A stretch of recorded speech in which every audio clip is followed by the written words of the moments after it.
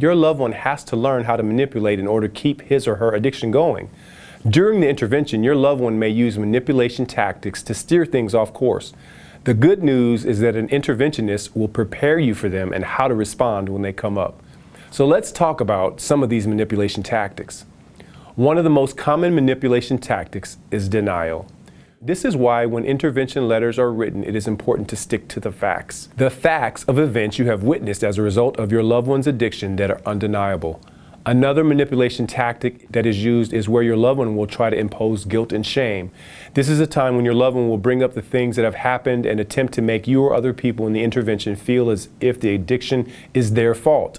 An interventionist can go over how to deal with this issue. However, one thing we can tell you is that your loved one's addiction is not yours or anyone else's fault. Professional victimization is another manipulation tactic that often comes up in interventions.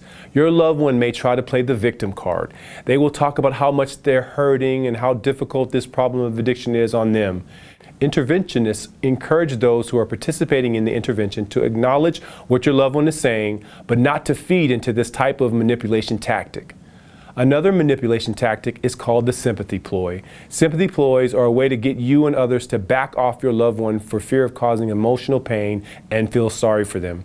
Your loved one might expect you to lean in and console them with a hug, a shoulder to cry on, or perhaps a pat on the back.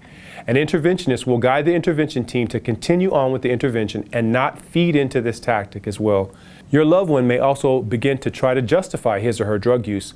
Justifications such as saying that he or she uses drugs to cope with trauma or other issues.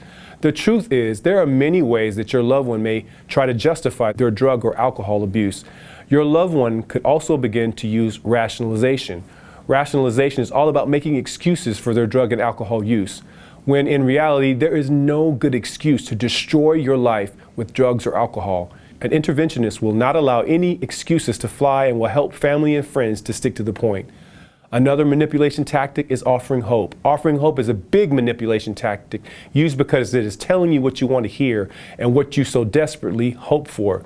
Your loved one might tell you that he or she understands that there's a problem and have already cut down, or offer to go to outpatient treatment or to be randomly drug tested by a family.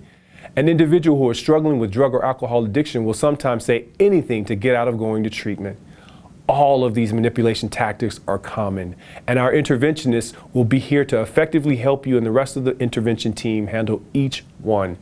The interventionist will help you stick to the truth, and the truth is that your loved one has a problem with drugs or alcohol that needs to be addressed. If their drug or alcohol use has become a problem and has resulted in problem after problem in their life, there is no escaping the fact that they need treatment. Our interventionists know how to deal with all types of manipulation tactics. Aside from what was mentioned here, there are many more. If you have further questions about interventions, feel free to call us and consult with us today. We are standing by to take your call and help your family and addicted loved one get the help needed. Please feel free to comment, like, or subscribe to our channel.